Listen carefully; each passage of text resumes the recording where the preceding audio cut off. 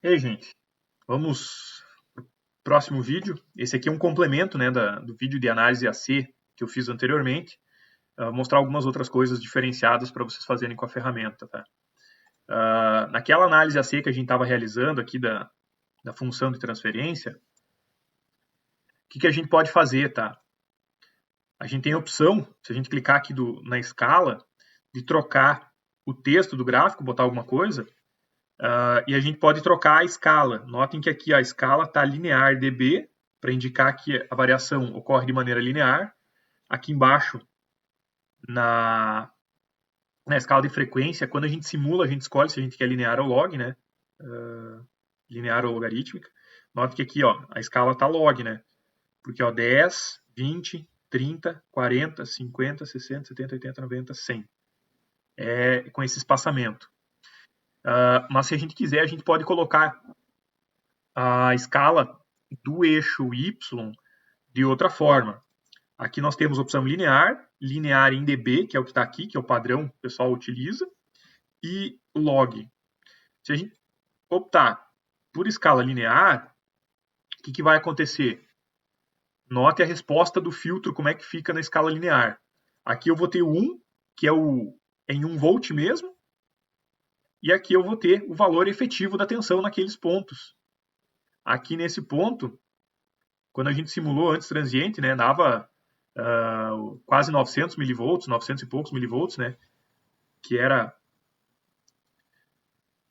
E quando a gente chegou nos pontos de menos 6 dB, a gente tinha 50%, né, então aqui no eixo Y eu quero 0,5. A gente vai ter aqui um dos pontos ó, em 1,94 kHz, que é o que a gente simulou antes, né, o ponto de menos 6 dB, em que a gente tinha metade da tensão, ou seja, 500 milivolts, era aqui em 1,94 kHz, e o outro ponto aqui de 500 milivolts, 0,5, voltou pro... Então vamos voltar para cá, 0,5, aqui, 61,59, né, quase 62 Hz. Note que eu estou representando a mesma coisa, só que eu estou numa escala linear, né? Eu estou representando aqui não mais ganho, e sim seria a tensão em volts. Agora está correto esse gráfico. Essa é uma possibilidade que vocês podem fazer para conseguir analisar direto o valor em amplitude, né? Beleza? Notem aqui o comportamento, né? Se a gente olhar em tensão, como a gente não está mais naquela escala logarítmica, né, do decibéis, a resposta em frequência ela não é uma reta, né? Sobe uma reta, depois desce uma reta e a parte plana, né? Digamos assim, um trapézio.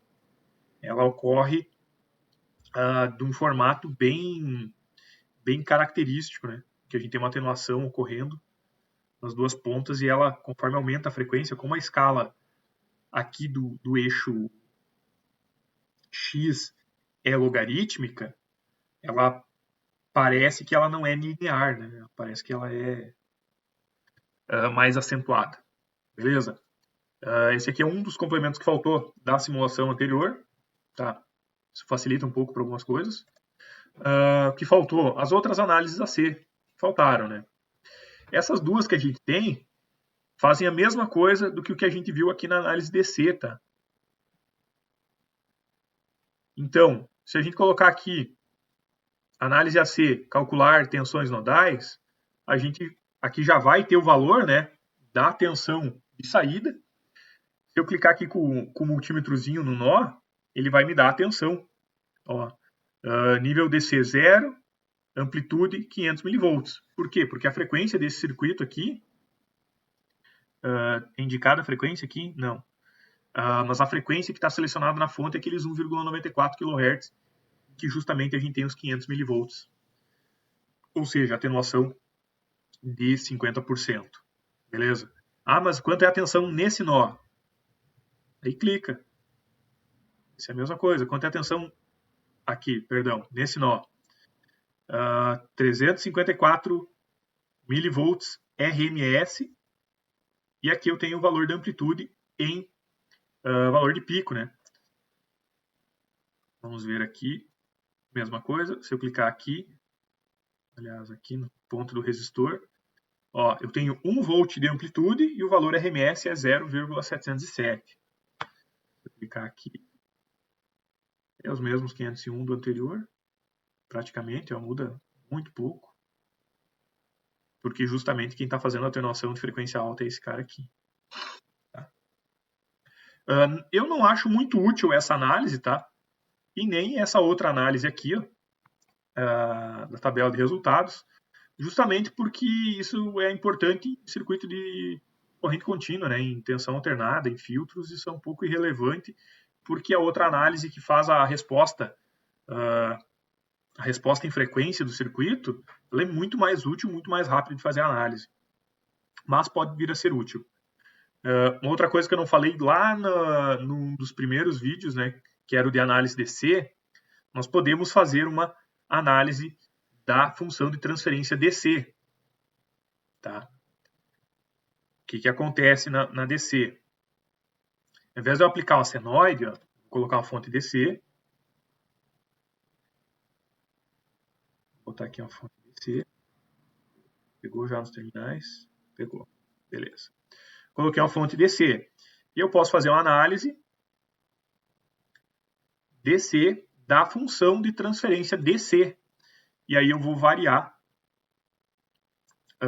alguns valores, dou um OK, componente R1, não, eu quero desse aqui, análise DC. Eu posso variar, por exemplo, a resposta do circuito variando algum componente. Por exemplo, eu posso variar o resistor R1, por exemplo, de 1K a 2K, 3K, quanto eu quiser. Posso selecionar para variar o resistor R2, aí eu quero simular com ele de 1K até 5K. Vou dar um OK. O que acontece? Para aquela tensão de entrada, ó, a tensão de saída vai ser, que aqui está, deixa eu verificar aqui, voltage, 1 volt, tá? Por isso estava dando problema. Problema não, por isso que o resultado estava estranho, tá? Análise, DC, função de transferência DC. Vou variar o resistor R2 de 1K até 5K.